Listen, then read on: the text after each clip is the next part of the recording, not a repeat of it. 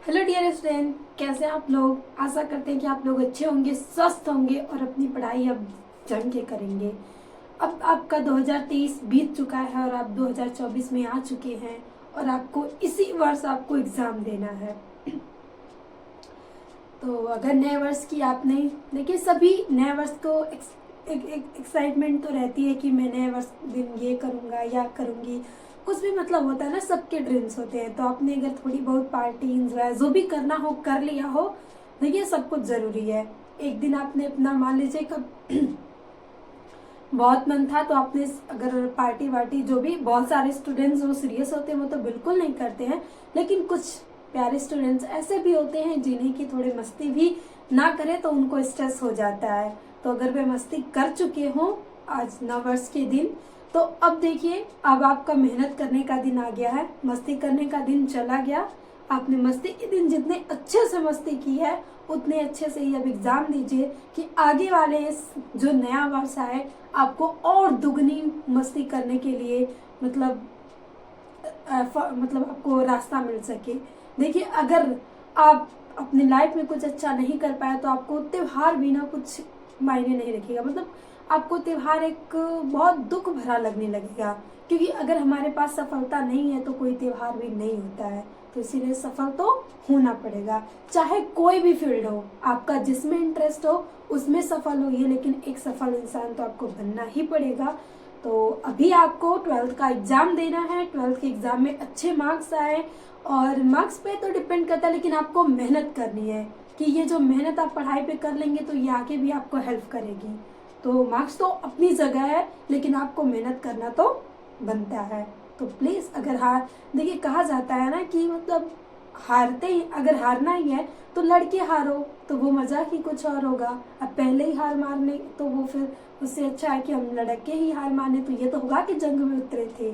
तो उसी तरह आपका ये एग्ज़ाम्स में है, अपने पूरी एफर्ट लगा दीजिए जितना कि आपको मतलब खुद के लिए तसल्ली हो कि हाँ मैंने अपना 100% दिया है, बाकी जो आया सो आया, वो आया है नंबर, जो भी आया नंबर आपके बहुत अच्छे भी आ सकते हैं। और नंबर कहते हैं ना कि एक पेज के मार्क्स आपकी लाइफ पूरी डिपेंड नहीं करती, आपकी लाइफ डिपेंड करती है आपके हार्ड वर्क पे और आपके माइंड्स, आपके मतलब विचार पे कि हाँ आपका विचार क्या है, आप क्या चाहते हैं और क्या पाना चाहते हैं। तो प्लीज़ दोस्तों जी जान लगा दीजिए 2024 में और अपने ड्रीम्स को इसमें पूरे कीजिए।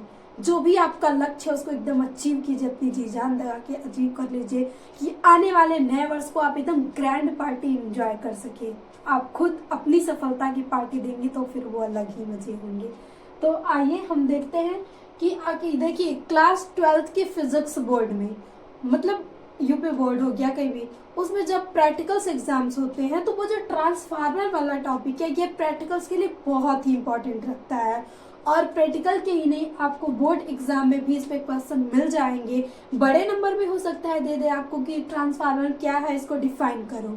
तो आपको ट्रांसफार्मर के बारे में सारी चीज़ों को क्या करना होगा, डिफाइन करना होगा। तो आइए आज हम देखते हैं कि आखिर ये ट्रांसफार्मर है क्या। और ट्रांसफर आप सभी ने तो अपने दैनिक जीवन में जरूर देखा होगा, कोई भी ऐसा नहीं है कि वो ट्रांसफर नहीं देखा होगा। हर एक चीज़ों में जो भी इलेक्ट्रिक्स होते हैं, मतलब टीवी हो गया, इन सबों में सब में ट्रांसफर, छोटे मिनी ट्रांसफर लगे होते हैं। और बाकी आपकी लाइट सप्लाई जहाँ से आती है, मान लीजिए आपके गांव में कहीं देखेंगे कि हाँ ट्रांसफार्मर बिगड़ गया, जल गया तो लाइट नहीं आ रही है, मतलब हर जगह आपको कहीं कहीं मतलब वहाँ से सोर्स आता है तो ट्रांसफार्मर तो लगे ही होते हैं। तो आज भाई हम देखते हैं कि आखिर ट्रांसफार्मर है क्या। अगर आप रियल में जाके देखेंगे तो उसमें देखते होंगे कि लोहे की ढेर सारी परतें उस पर मतलब रख रख के बनाई गई हैं और कुछ उसमें मुड़ा उड़ा गया है, इसी तरीके की संरचना होती है। तो आइए हम पूरा इसको फिजिक्स में देखते हैं कि आखिर वो बनता कैसे है, कि ताकि आगे अगर हम इलेक्ट्रिक फील्ड में जाए तो हम भी ट्रांसफर बना सके। तो ये रहा आपके पास ट्रांसफार्मर का फिगर। सबसे पहले हम देखते हैं कि आखिर ट्रांसफार्मर है क्या। तो ट्रांसफार्मर कुछ तो आइडिया होगा, आ रहा होगा कि नाम को देखे कि इसका कुछ है जो ये ट्रांसफॉर्म करता है, मतलब परिवर्तित करता है। तो देखिए ट्रांसफार्मर वैद्युत का एक ऐसा उपकरण है या एक ऐसा यंत्र है या एक ऐसा साधन है जिसके द्वारा प्रत्यावर्ती वोल्टता को कम या अधिक कर सकते हैं। आप प्रत्यावर्ती बोल्टता को अगर आपको अधिक चाहिए तो आप अधिक कर सकते हैं, अगर उसमें अधिक बोल्टता आ रही है और आप चाह रहे हैं कि कम हो तो आप उसे कम भी कर सकते हैं। और ये युक्ति संपन्न होती है आपके ट्रांसफार्मर के कारण। तो ट्रांसफार्मर क्या है, तो आपको पता चल गया कि ट्रांसफर क्या है।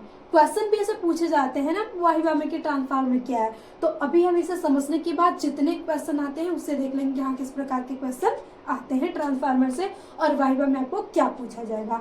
तो हमने सबसे पहले देख लिया कि आखिर ट्रांसफार्मर क्या है। तो ट्रांसफार्मर एक वो उपकरण है जो प्रत्यावर्ती वोल्टता को कम या अधिक कर सकता है। अब इसका सिद्धांत क्या है, ये किस सिद्धांत पे कार्य करता है, आखिर ये बनाया गया है तो कोई तो इसका प्रिंसिपल होगा जो जिसके अनुसार ये वर्क करता होगा। तो इसका प्रिंसिपल हम देखते हैं कि यह अनन्य प्रेरण के सिद्धांत पर कार्य करता है, यानी इंड्यूस्ड करंट इसमें ऐसे चलती है और उसी पे सिद्धांत पे ये कार्य करता है। यह प्रत्यावर्ती धारा पे ही कार्य करेगा। अब आपको देख लीजिए प्रत्यावर्ती धारा में आपको आवृत्ति देखने को मिलती है, तो जहां पे प्रत्यावर्ती धारा होगी, क्योंकि अभी यहाँ पे आपने देखा है कि ये अन्योन्य प्रेरण के सिद्धांत पे कार्य करता है। तो भाई जब अन्योन्य प्रेरण के सिद्धांत पे कार्य कर रहा है तो अन्योन्य प्रेरण आपको केवल देखने को मिलेगा प्रत्यावर्ती धारा में, इसमें मिलता, लेकिन प्रत्यावर्ती धारा में ही चेंज होती है और परिवर्तन होता है। तो इसी पे हम ट्रांसफार्मर परिवर्तन पे ही एक है, तो ये ट्रांसफार्मर जो कार्य करता है वो प्रत्यावर्ती धारा को पे ही कार्य करता है, डीसी धारा पे नहीं। अब इसके प्रकार होते हैं, ट्रांसफार्मर के प्रकार होते हैं। ट्रांसफार्मर के प्रकार कैसे होते हैं, तो अभी आपने पढ़ा है कि ट्रांसफार्मर या तो वोल्टता को कम कर सकता है या तो वोल्टता को अधिक कर सकता है। तो यही आपके पास इसी के आधार पे दो ट्रांसफार्मर बना दिए गए। एक को हम बोलते हैं उपचाई ट्रांसफार्मर, इंग्लिश में बोले तो स्टेप अप ट्रांसफार्मर, और एक दूसरा होता है अपचाई ट्रांसफर यानी स्टेप डाउन ट्रांसफर। तो मतलब आपको जहाँ पे वोल्टता बढ़ानी होगी वहाँ पे स्टेप अप लगाएंगे और जहाँ पे वोल्टता कम करनी होगी वहाँ पे स्टेप डाउन लगाएंगे। तो इस उपचाई ट्रांसफार्मर करता क्या है भाई, हम क्यों लगा रहे हैं उसे, तो ये करता है कि निम्न एसी वोल्टता को उच्च कर देगा, यानी आपके यहाँ सप्लाई बहुत कम आ रही है और आपके टीवी पंखे जो भी हैं चल नहीं रहे हैं, तो हो रही है प्रॉब्लम। तो इस प्रॉब्लम को आपने कैसे सॉल्व करेंगे, तो मान लीजिए पूरे गांव का ले लें या एक मोहल्ले का ले लें, वहाँ पे भी ये प्रॉब्लम हो रही है कि किसी का पंखा नहीं चल रहा है, तो किसी के मतलब फ्रिज नहीं अच्छे से चल रहे हैं, तो बहुत अफरा तफरी मची हुई है। तो वहाँ पे यूज करते हैं हम स्टेप डाउन ट्रांसफार्मर और फिर हम एसी वोल्टता जो थोड़ी सी आ रही है उसको हम अधिक कर लेते हैं और हमारा काम बन जाता है। अब मान लीजिए एक ऐसा गांव या कस्बा ऐसा मोहल्ला हो गया कि जहाँ पे इतनी लाइट आ रही है कि बल्ब कब उड़ जा रहे हैं इसके मुझे टुकड़े तक नहीं मिल रहे। फ्रिज, पापा जी परेशान है, टीवी बनवाते बनवाते टीवी जल जा रही है, फ्रिज में भी मतलब वायर कभी न कभी किसी के घर में से धुएं तो जलने के निकल रहे हैं। अब इस प्रॉब्लम का समाधान क्या है, तो उस प्रॉब्लम का समाधान होगा कि हम वहाँ पे स्टेप डाउन ट्रांसफार्मर लगा दें ताकि वो जो अधिक वोल्टता आ रही है उसको कंट्रोल करके रखे और भाई गांव वालों को या जो भी है उनके सामान सुरक्षित रह सके, ताकि उनके बच्चों की मतलब अब पेरेंट्स को बनाना होता है तो बच्चे कहेंगे पापा टीवी खराब हो गई, माँ टीवी खराब हो गई, बनाना है, ये सारे तो उनको स्ट्रेस आएगा, फिर बच्चों की तो होने वाली है। फिर उसके बाद हमने प्रकार देख लिया, आखिर ये बनाया कैसे जाता है स्टेप डाउन। और इसको देखिए इसमें NS लिखा है और NP लिखा है और जो चिन्ह लगा है उसके बारे में तो आप परिचित होंगे कि ये जो मतलब ओपन मुंह रहता है जिधर की तरफ रहता है ये उधर की तरफ मतलब संख्या अधिक होगी, और N जो होता है ये फेरों की संख्या होता है, फेरों की संख्या, फेरों की संख्या होता है। तो जहां पे भी आपको n लगेगा तो n का मतलब फेरों की संख्या है। अब ये फेरों की संख्या क्या है, तो आप इस फिगर में देख रहे हैं कि ये जो रिंग लगी हुई है ना, ये जो रेड कलर से ऐसे ऐसे बनाया है, यही होती है फेरों की संख्या। जब फैराडे का नियम पढ़ते हैं तो आप उसमें भी देखते हैं ना कि उसके फार्मूले में हम आगे लगा देते हैं कि n और delta phi upon delta T विद्युत वाहक बल बराबर जो फार्मूला आता है, तो वही है, ये फेरों की संख्या है। तो जब आपको स्टेप अप ट्रांसफर बनाना होगा तब वहां पे जो ये S और P का मतलब, S का मतलब है आपके पास द्वितीयक, यानी सेकेंडरी, और पी का मतलब है प्राइमरी। आप यहाँ पे लिख सकते हैं कि पी का मतलब प्राइमरी और इसका मतलब एस का मतलब सेकेंडरी। तो यही यहाँ पे लिखा गया है। तो अगर आपको स्टेप अप बनाना है तो आप यहाँ पे जो सेकेंडरी है वहां पे फेरों की संख्या अधिक कर देंगे, और आपको स्टेप डाउन बनाना है तो जो प्राइमरी है, जैसे कि ये transformer step up step down है, तो यहाँ पे आप एनपी यानी प्राथमिक में कुंडलियों की संख्या क्या कर देंगे, अधिक कर देंगे, और जो सेकेंडरी है उसमें कम कर देंगे, तब आपके पास स्टेप डाउन ट्रांसफार्मर बन के तैयार हो जाएगा। ये हो गया प्रकार के आधार पे, और हमने चीजें भी समझ लिया। अब हम पढ़ते हैं इसकी संरचना। आखिर अब हम इसे बनाए हैं, हमने ये सारी चीजें पता कर ली, तो अब हम बना भी लेते हैं इनसे। कि मान लीजिए कहीं हमें अब हम एक कंपनी खोल लेते हैं और हम ट्रांसफार्मर, देखिए ये एक ऐसा स्रोत हो गया ना, आप सीख लेते हैं तो ऐसा कुछ कर सकते हैं। बहुत सारे सोर्स है जहाँ पे कंपनियों में तो ट्रांसफर बनते हैं, ट्रांसफार्मर बनते हैं, तो आप वहाँ पे जाएंगे तो फिर हाँ कहेंगे मैं फिजिक्स पढ़ के आया हूँ, अब मुझे बहुत सारे ज्ञान है तो मैं कर सकता हूँ, मैं बना सकता हूँ या बना सकती हूँ, जो भी हो। तो अब आपके पास इसकी संरचना करनी है। तो आप संरचना जब करेंगे तो सबसे पहले ये लाइनें दिख रही हैं आपको अंदर अंदर, ये जो ब्लू कलर की खींची गई हैं, ऐसे ही हम पतली पतली लोहे की परतें एक के ऊपर एक के ऊपर एक ऊपर रखते जाते हैं। तो यही है कि इसमें नर्म लोहे की पत्तियों को एक के ऊपर रख के हम आयताकार एक संरचना बना लेते हैं। तथा फिर उसके बाद ना इसमें ओपन में खुला रहेगा, जैसे ये खुला हुआ भाग है, ये जो भंवर धारा अंदर दिख रही है वहां से ये खुला हुआ भाग है। एक मान लीजिए हमने पतली परतें हैं और उसमें बीच में हमने होल कर रखा है सब में, और जब उसमें सब में रखेंगे तो एक घनाकार जैसे संरचना बन जाती है और बीच में आपको होल दिखेगा। अब हमें यहाँ पे कुंडली बनानी है, तो हम यहाँ से तार को राउंड करते जाएंगे और ऊपर से हम यहाँ से तार को राउंड करते जाएंगे। तो यहाँ पे देखिए हम अब इसका निर्माण करें तो एक प्राथमिक कुंडली हो गई और एक जो हो गई आपके पास द्वितीय कुंडली हो गई। तो अब आपको प्राथमिक दो कुंडली बना लिए, तो अब आपके पास यहाँ से फाइंड आउट करना है कि आखिर आपको जो भी मैनेजर जो भी होगा वो कहेगा कि हाँ भाई स्टेप डाउन वाला बनाना। तो आप अगर पढ़े रहेंगे तो आपको तो तुरंत समझ में आ जाएगा, और नहीं पढ़े रहेंगे फिजिक्स तो फिर वो कह के चला जाएगा स्टेप डाउन बनाना, और आप सोचते रह जाओगे कि ये स्टेप डाउन क्या है भाई, ये क्या कह के चले गए, मैं क्या करूँ, स्टेप डाउन किसका करूँ। लेकिन अगर आप पढ़े रहेंगे तो तुरंत उस पर वर्क करना शुरू करेंगे, और स्टेप डाउन में आप करेंगे कि प्राइमरी वाले में लिख कुंडलियां, तांबे के तार लेके कुंडली कुंडली बनाते राउंड करते चले जाएंगे, और ऊपर आप एक दो तार बना देंगे और आपका स्टेप डाउन बन के तैयार। और फिर वो आए तो कहेंगे हाँ भाई ये तैयार हो गया, तो अब दूसरा स्टेप अप वाला बनाओ। तो फिर आप पढ़े रहेंगे तो नो प्रॉब्लम, आप कहेंगे हाँ ठीक है बनाता हूँ। तो आप सेकेंडरी ये जो दिख रही है यहाँ पे इसको मतलब ढेर सारी कुंडलियां बना देंगे, ढेर सारे तार लपेटते जाएंगे और यहाँ पे कम तार लपेटेंगे। तो ये हो गया आपके पास। अब उसके बाद ये संरचना होगी कि आपने संरचना तो बना के तैयार कर ली। अब भाई ये वर्क कैसे करता है, ये क्रिया कैसे करेगा, हमें इसे भी तो देखना पड़ेगा। तो ये जो वर्क करता है अभी हम देखेंगे ये अनोन्य प्रेरण है, यानी यहाँ पे जो करंट आती है वो इंड्यूस्ड करंट आती है। तो ये फैराडे के नियम पे ही, फैराडे के चुंबकीय प्रेरकत्व के नियम पे ही काम करेगा। तो हम यहाँ से पढ़ेंगे कि ये फैराडे के नियम पे कार्य करता है। तो आप फैराडे के नियम में देखे होंगे कि विद्युत वाहक बल बराबर delta phi upon delta T होता है, माइनस लगा देंगे और फिर उसके बाद एन लगा देते हैं कि जितनी फेरों की संख्या होगी उस पर ही निर्भर करेगा। तो आपके पास ये हो गई प्राइमरी कुंडली और ये हो गई सेकेंडरी कुंडली। तो आप दोनों के लिए फैराडे का नियम लगाएंगे, क्योंकि फैराडे का नियम एक कुंडली पे लगता है। तो सबसे पहले आप लिख लीजिए कि ईपी प्राइमरी कुंडली के लिए, तो यहाँ पे लिखेंगे minus NP delta phi upon delta T, और ये हो गया आपके पास समीकरण नंबर 1। अब यहीं से आप बना लीजिए ई एस बराबर, तो ई एस बराबर हो जाएगा N S delta phi upon delta T. ये हो गया आपके पास समीकरण नंबर 2। अब आप क्या करेंगे, समीकरण 1 में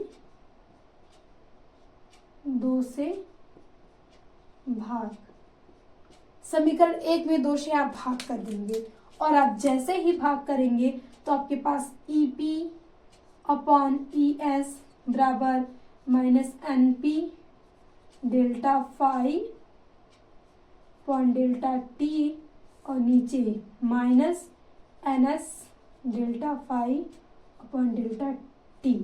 तो अब क्या होगा, जैसे ही आपने भाग किया तो ये तो पूरा का पूरा डेल्टा फाई डेल्टा T तो खत्म हुआ, क्योंकि ये दोनों में समान है। जितना परिवर्तन होगा चुंबकीय फ्लक्स में जितने समय में, उतना ही वहां पे विद्युत धारा आएगा, विद्युत वाहक बल होगा। तो ये तो कैंसिल आउट हो गया, ये माइनस माइनस भी कैंसिल आउट हो गया।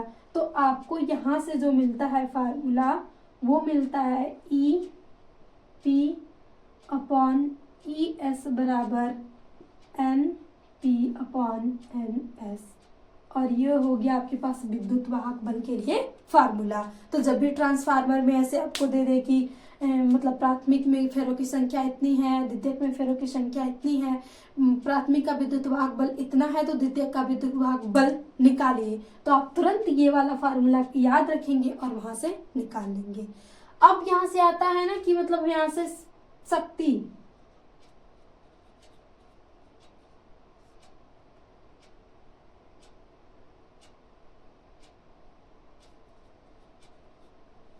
हम पावर कैसे फाइंड आउट करें।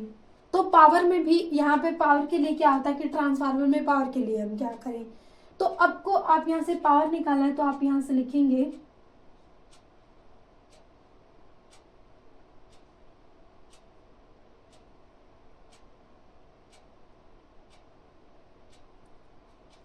निर्गत वोल्टता इक्वल टू निवेशी वोल्टता, निवेशी वोल्टता शक्ति। आप ये तो निर्गत वोल्टता के लिए आप लिखेंगे निर्गत, यानी जो निकल रही है, तो निर्गत आपके पास ये है निर्गत, और ये है आपके पास निवेशी, यानी यहां से जो स्रोत हमने जोड़ा है। और हमेशा ध्यान रखिएगा कि जब भी हम ट्रांसफार्मर बनाएंगे तो प्राथमिक कुंडली को ही हम प्रत्यावर्ती धारा स्रोत देंगे, हमेशा याद रखिएगा। और हम यहाँ पे लिखे हुए कि प्राथमिक को इसी स्रोत से जोड़ देते हैं संरचना में, ये जुड़ गया। तो आप यहाँ से लिख सकते हैं कि PS equal to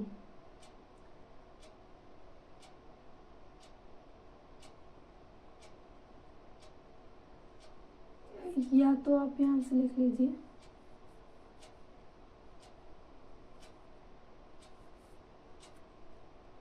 निवेशी वोल्टता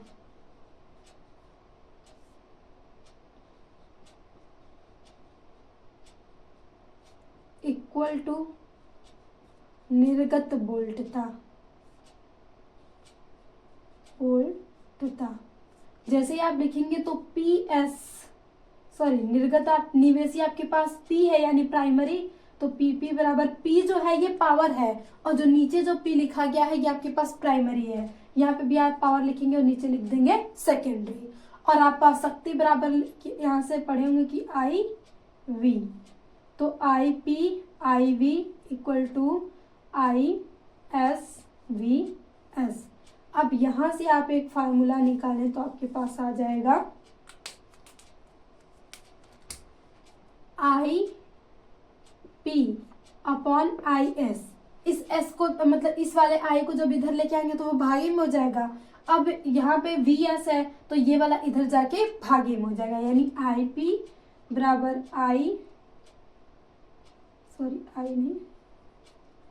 VS upon VP। तो ये हो गया आपके पास शक्ति के लिए कि ट्रांसफार्मर की जो शक्ति होगी, पावर कितना होगा। अब मतलब ये होगा ना, जो भी ट्रांसफर बनाए जाएंगे तो एक उसकी लिमिट है कि हाँ ये इतने वोल्टता को इतना तक बढ़ा सकता है, ये इतने वोल्टता को इतना तक कम कर सकता है। तो हमने इसकी शक्ति निकाली। इसके लिए एक यहाँ पे और आता है कि दक्षता निकालने के लिए, ट्रांसफार्मर की दक्षता। तो दक्षता बराबर आपके पास यहाँ से क्या फार्मूला होता है, निर्गत शक्ति अपॉन निवेशी शक्ति, और यहाँ पे 100 मल्टीप्लाई है, दक्षता को हम ईटा से प्रदर्शित करते हैं, तो ईटा आप इस प्रकार से बनाएंगे। और निर्गत शक्ति को आपने देखा है कि आपने PS से दर्शाया था, और निवेशी शक्ति को आपने PP से दिखाया था। आपको यहाँ पे 1000 से मल्टीप्लाई कर देना है, और ये जो भी आंसर आएगा वो प्रतिशत में आएगा कि ट्रांसफार्मर की दक्षता, एक अच्छे दक्षता की बात करें तो 98%, 97%, 99 बहुत कम होता है, इतनी दक्षता होती है ट्रांसफार्मर की। तो आपको जब भी दक्षता निकालना है तो ईटा बराबर यानी दक्षता बराबर निर्गत शक्ति अपॉन निवेशी शक्ति गुणे 100, ऐसे करके आप वहां से उसकी दक्षता निकाल लेंगे। और दक्षता को हम दर्शाते किससे हैं? ईटा से दर्शाते हैं। तो यहाँ पे ये सारी चीजें आपके ट्रांसफार्मर की क्लियर हो गई। सबसे पहले हमने क्या देखा कि ट्रांसफार्मर है क्या, तो ट्रांसफार्मर एक ऐसा यंत्र है जिससे हम प्रत्यावर्ती वोल्टता को कम या अधिक कर सकते हैं। ये हो गया आपके पास ट्रांसफार्मर के बारे में जानकारी। फिर इसका सिद्धांत है क्या है, ये किस सिद्धांत पे कार्य करता है, तो इसका सिद्धांत है कि ये अनन्य प्रेरण के सिद्धांत पे कार्य करता है, अनन्य प्रेरण के सिद्धांत पे कार्य करता है, और ये हमेशा प्रत्यावर्ती वोल्टता को ही कम और डाउन करेगा, दिष्ट धारा को नहीं। ये इसका निष्फल हो गया। होता है ना सबका, किसी का मतलब आपका भी कुछ सिद्धांत होगा, कुछ वसूल होंगे, तो वैसे ही इसके भी कुछ वसूल हैं कि हाँ ये इसी चीज को करेगा, और ये अपने वसूलों के खिलाफ कभी नहीं जाता, और आपको भी अपने वसूलों के खिलाफ कभी नहीं जाना है। आप जो निर्णय ले रहे हैं कि हाँ मुझे पढ़ना है, तो आप पढ़ने के टाइम में रील्स स्क्रॉल करेंगे बिल्कुल भी नहीं। आपको इस समय तो इंस्टा और शॉर्ट्स पे एकदम बड़ा वाला ताला लगा के रखना है कि मैं उसे छूंगा तक नहीं, मैं उसे देखूंगा तक नहीं। बस आपको नोटिफिकेशन ऑन रखनी है कि वो स्टडी चैनल्स की, कि ताकि जब अगर मैं फोन यूज करूं तो केवल हमारा जो ध्यान हो स्टडी पे जाए। तो वैसे इसका भी सिद्धांत था कि ये केवल प्रत्यावर्ती धारा पे ही कार्य करेगा। अब हम यहाँ से प्रकार देखें तो 2 प्रकार के बनाए जाते हैं, स्टेप डाउन और स्टेप अप। याद आ गया कि अगर एक गांव में बहुत कम बिजली आ रही है तो वहां परेशान है लोग कि एसी फ्रीजर कैसे चलाए, तो उन्होंने कहा कि हाँ एक उपाय है।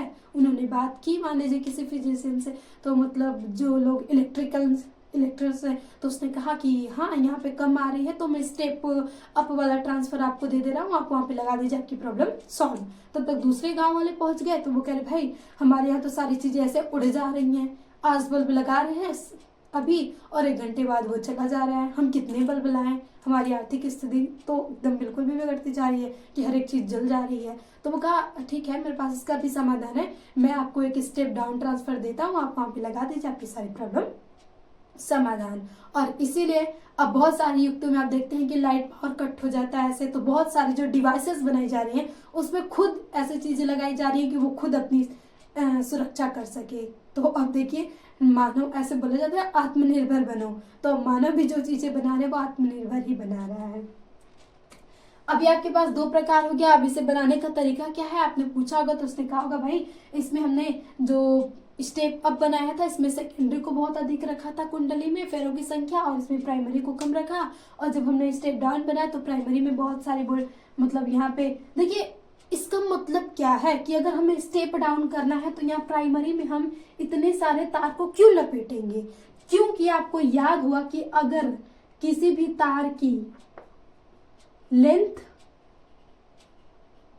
बढ़ती है तो वहां पर रेजिस्टेंस बढ़ता है, और रेजिस्टेंस अधिक होगा तो यहाँ पे आपके पास V बराबर आपके पास होता है IR, और जब आप I बराबर निकालेंगे तो V/R, यानी रेजिस्टेंस बढ़ेगा तो आपके पास धारा क्या हो जाएगी, कम होती चली जाएगी, यानी यहीं पे जब आगे जो धारा जाएगी वो बिल्कुल भी कम हो जाएगी। यही डिफरेंस है कि आप जितना अधिक ये तार की लंबाई बढ़ाते जाएंगे राउंड राउंड करके, उतना अधिक उसका रेजिस्टेंस बढ़ते जाएगा, और वो जो बहुत सारी करंट आ रही है वो अपने अंदर उसको हीट के रूप में या किसी के रूप में निकालता रहेगा। इसीलिए ट्रांसफार्मर में हम ऑयल्स डालते हैं, खनिज तेल डालते हैं। खनिज तेल डालने से वो क्या करता है, ट्रांसफार्मर में जो हीट्स एक्स्ट्रा निकलती है ना वो उसको मतलब ठंडा रखता है। और देखिए यहाँ पे भंवर धारा हमने लिखा है, तो यहाँ पे भंवर धारा जनरेट होती है। तो भंवर धारा क्यों है, मतलब प्रत्यावर्ती में भंवर धारा तो आती ही है, और भंवर धारा के यहाँ पे क्या है,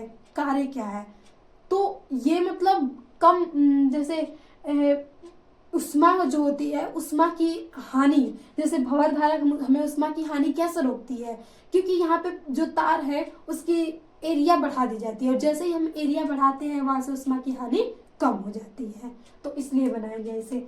अब फिर उसके बाद हमने यहाँ से देखा था कि हमने यहाँ पे एस को अधिक किया, तो अब आपको याद होगा कि यहाँ पे जो धारा जा रही है, तो यहाँ पे धारा यहाँ बहुत कम गई, यहाँ से बहुत कम जा रही है, लेकिन आपको इसे अधिक करना है। तो आप क्या करेंगे कि जब इसे अधिक करना है तो सेकेंडरी वाले में आप फिर वहां से क्या कर देंगे, ढेर सारे वहां पे कॉइल लपेट देंगे, और जिसके कारण यहाँ से मतलब जो धारा जा रही है वो आगे क्या हो जाएगी, बढ़ती चली जाएगी। फिर उसके बाद आपने इसकी संरचना, तो वही हमने नर्म प्लेट की क्लोट को लाइन से रखते गए घनाकार बन गया, बीच में होल था, फिर हमने नीचे राउंड राउंड तार लपेटा, ऊपर राउंड राउंड तार लपेटा, और नीचे के जो प्राथमिक है ऊपर को हमने द्वितीयक दिया, फिर प्राथमिक से हमने इसी प्रत्यावर्ती धारा वोल्टेज को जोड़ दिया, और फिर यहाँ से हमारा ट्रांसफार्मर वर्क करने लगा। अब फिर इसका क्रियाविधि देखना है, तो ये क्रियाविधि किस पे कार्य करता है, तो फैराडे का नियम आपने पढ़ा था कि उसमें आपने विद्युत वाहक बल निकाला था, तो विद्युत वाहक बल बराबर -N और delta phi upon delta T होता है। तो आपने एक बार यहाँ पे नियम लगा लिया, एक बार यहाँ पे निकाल लिया, क्योंकि आपने दो कुंडली तो यहाँ पे बनाई है, दोनों कुंडली को निकाल के आपने भाग दे दिया, तो आपके पास जो बल आ गया विद्युत वाहक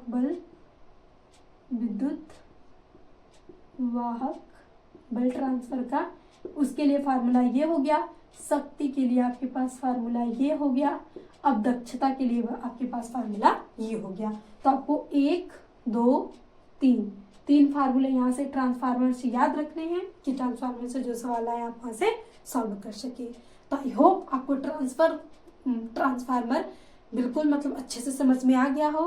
तो अगेन थैंक यू, मिलते हैं नेक्स्ट सेशन में नेक्स्ट वीडियो के साथ, और आप ऐसे ही हंसते मुस्कुराते रहिए, अपनी पढ़ाई को अच्छे से करते रहिए, और जो भी आपके डाउट्स हो तो प्लीज़ आप कमेंट्स बॉक्स में लिख दीजिए।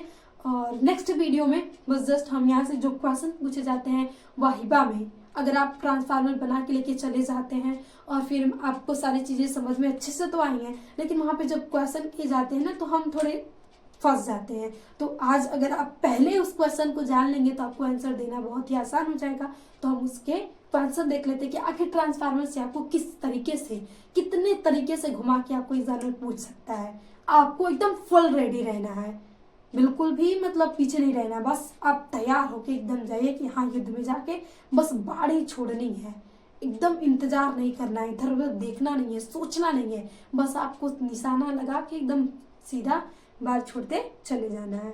तो अगेन थैंक यू, मिलते हैं नेक्स्ट सेशन में, और always be happy and work hard.